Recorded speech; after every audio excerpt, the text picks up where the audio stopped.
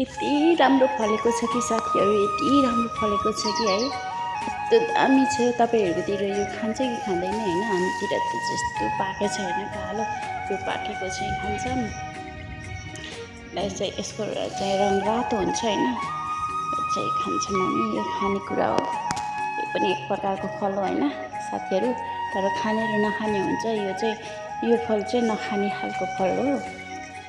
के अरे यो वाक्चे र पाक्चे हुँदो रहेछ कि यसको पनि साथीहरू। यो चाहिँ वाक्चे रहेछ कि, यो चाहिँ खान नमिल्ने रहेछ। अनि खान मिल्ने चाहिँ भित्र अर्कै हुन्छ होइन साथीहरू, खान मिल्नेमा चाहिँ अर्कै हुँदो रहेछ बस।